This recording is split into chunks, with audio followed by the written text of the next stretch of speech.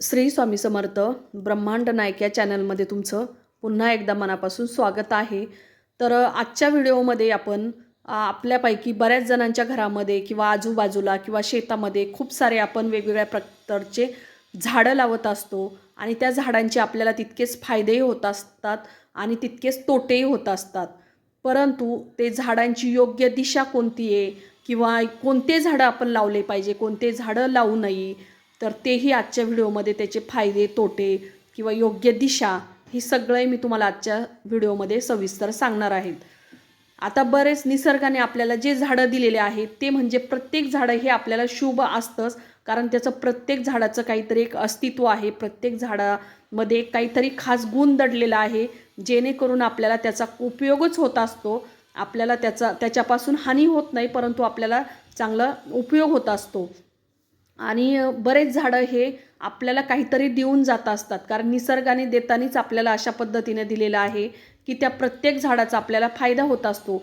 परंतु आपण योग्य दिशेला किंवा योग्य मार्गाने तर ते झाडं व्यवस्थित लावले किंवा ज्या ठिकाणी ते झाडं असायला पाहिजे त्या ठिकाणी जर लावलं, किंवा कोणतं झाड कोणत्या म्हणजे मोठं झाड कुठे लावायचं, छोटं झाड कुठे लावायचं, हे जर योग्य दिशेला जर लावलं तर आपल्याला आणखीन चांगले परिणाम आपल्यावरती किंवा आपल्या कुटुंबावरती, आपल्या घरावरती होत असतात. त्यामुळेच आज मी तुम्हाला योग्य दिशा कोणती आहे किंवा कोणते झाडं हे चांगले आहे, शुभ आहे. आपल्या जर तुम्ही फ्लॅटमध्ये राहणार असाल तर तुमच्या गॅलरीत लावण्यासाठी योग्य कोणते किंवा घराच्या आसपास लावण्यासाठी योग्य झाड कोणतं आहे, तर त्याची आज माहिती सांगणार आहेत. घरात झाडे योग्य दिशेला लावल्याने आपल्याला काही फायदे होत असतात आणि काही योग्य दिशेला न लावल्यामुळे त्याचे काही तोटेही होत असतात. जर झाड लावलं आपल्या घरामध्ये किंवा आपल्या घराच्या गॅलरीत वगैरे जर आपण झाड लावलं तर आपल्याला दिवसभर त्या झाडांकडे बघून आपल्याला दिवसभर खूप छान प्रसन्न वाटत असतं.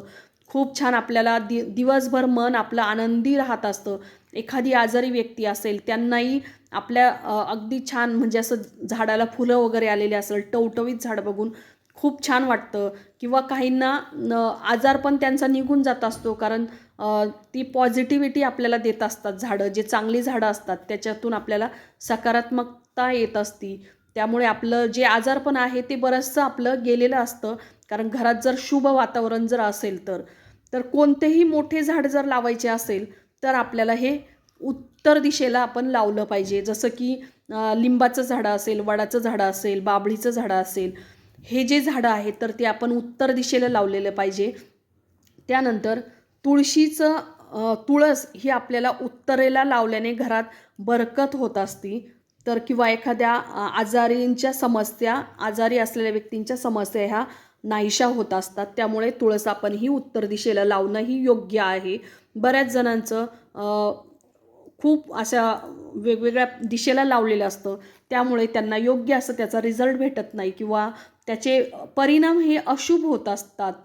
आणि त्यांना असं वाटत असतं की मी हे झाड लावलं आहे तरी पण मला त्याचं पाहिजे तितकं परिणाम होत नाही. नंतर ब्रह्मकमळ हे झाड पूर्व दिशेला लावणं उत्तम मानलं जातं, कारण हे झाड घरात बाल्कनीत लावल्याने घरात देव असल्याचं आपल्याला जाणवत असतं. तसेच मनी प्लांट हे झाड आपण कधीही घरात लावू नये. बऱ्याच जणांना वाटतं मनी प्लांट म्हणजेच आपल्या घरामध्ये मनी येत असती, पैशांचा ओघ येत असतो, परंतु हे चुकीचं आहे. मनी प्लांट हे झाड आपण घरात कधीही लावायचं नाही. त्याचप्रमाणे फुलांची झाडे असणारे म्हणजे फुलं, ज्या झाडांना फुलं असणारे असाल तर सदाफुली, मोगरा, जास्वंद या फुलांचे झाडे आपण लावू शकतो घरामध्ये, बाल्कनीत, कारण यांच्या सुगंधामुळे आपल्याला मन प्रसन्न होत असतं. आता बऱ्याच जणांना वाटतं की काटेरी झाडं म्हणजे जसं की गुलाबाचे झाडं असेल तर ते आपल्या घरात लावावे का, परंतु ते छोटे काटे असतात, अगदी झुडुपं असतात, त्यामुळे आपण ते घरात लावू शकतो, कारण त्याच्यामुळे एक प्रकारच्या त्या गुलाबाच्या सुगंधाने आपल्या घरामध्ये एक प्रकारचं पॉझिटिव्हिटी तयार होत असती. त्यामुळे आपण तो आपल्या घरामध्ये लावू शकतो किंवा आपल्या परिसरात आजूबाजूला लावू शकतो. त्यानंतर घरात आपण आर्टिफिशियल झाडे आहे तर ती ईशान्य दिशेला किंवा पूर्व दिशेला आपण ठेवू शकतो, कारण ज्यामुळे काही काही झाडं अशी असतात की ती एकदमच अगदी ओरिजिनल वाटत असतात, तर ते झाडं आपण ईशान्य किंवा पूर्वेकडे तोंड करून आपण ती ठेवू शकतो. कारण त्यामुळे आपल्याला छान असं टवटवीतपणा घरामध्ये तयार होत असतो. नंतर एखाद्याला आपण जर भेटवस्तू म्हणून द्यायची असेल झाडे, तर ती कोणती द्यायची आहे, तर ती बांबू ट्री द्यायचा आहे. नंतर सुगंधित फुलांची झाडे आपण त्यांना भेटवस्तू म्हणून देऊ शकतो किंवा तुळशीचं झाड आपण भेटवस्तू म्हणून देऊ शकतो, कारण हे पॉझिटिव्हिटी तयार करणारे हे झाडं आहे. आता आपट्याचं झाड असेल, आवळ्याचं झाड असेल किंवा कदंबाचं झाड असेल, तर हे झाड आपण नेहमी, जर तुमचा बंगला असेल किंवा स्वतःचं जर घर असेल, तर हे झाडं तुम्ही अगदी दाराच्या समोर लावू शकतात. कारण आवळा हे असं झाड आहे, आवळा मोठा असो किंवा तो मोरांबाचा आवळा असो छोटा, तर यापैकी कोणताही आवळ्याचं रोपटं तुम्ही तुमच्या दारापुढे अगदी मुख्य प्रवेशद्वार एंट्रीलाच तुम्ही लावू शकतात. कारण त्यामध्ये भगवान विष्णू आणि माता लक्ष्मी यांचं तिथे वास नेहमी असतो. त्यामुळे आवळ्याच्या झाडाने तुमच्याकडे पैसे खेचण्याचं काम हे आवळ्याचं झाड करत असतं. लक्ष्मीची कधीही कमी पडत नाही. त्यामुळे आवळ्याचं झाड तुम्ही नक्कीच लावायचं आहे. त्यानंतर प्राजक्ताचं झाड हे ईशान्य कोपऱ्यात लावल्याने घरात आपल्याला स्वर्गासारखं वातावरण होत असतं. कारण प्राजक्ताचा सडा पडल्यानंतर त्याचा वास, त्याचा दुर्गंध म्हणजे सुगंध खूप छान असा आपल्याकडे पसरत असतो. त्यामुळे प्राजक्ताचं झाड हे ईशान्य दिशेला लावलं पाहिजे आणि प्रत्येकाच्या घरामध्ये एकतरी प्राजक्ताचं झाड असलं पाहिजे. नंतर पश्चिम दिशेला बकुळी व रातराणीचे झाड लावायचे आहे, कारण हे रात्रीच त्याला फुलं उमलत असतात. त्यामुळे सुगंध खूप छान येत असतो. त्यामुळे हे झाडं तुम्ही रात्री लावू शकतात. त्याचप्रमाणे आपल्या घरामध्ये पॉझिटिव्हिटी येण्यासाठी आपल्याला हे झाडं जे आहे तर ते खूप छान एनर्जी देत असतं. आता बरेच जण म्हणतात की जसे की मोठे मोठे झाडं असेल किंवा जे पपईचं झाडं असेल किंवा केळीचं झाडं असेल ते दारापुढे लावायचं नाही. परंतु त्याचं शास्त्रीय असं काही कारण नाही आहे. कारण ते झाड म्हणजे ते झाडामध्ये खूप कमकुवत झाड असतं. ते हात लावला की लगेच ते तुटत असतं किंवा त्याची फांदी तुटती. म्हणून आपण ते दारापुढे मुलं खेळत असल्यानंतर त्यांच्याकडून सहज ते तुटू शकतो किंवा ते पडू शकतात मुलं.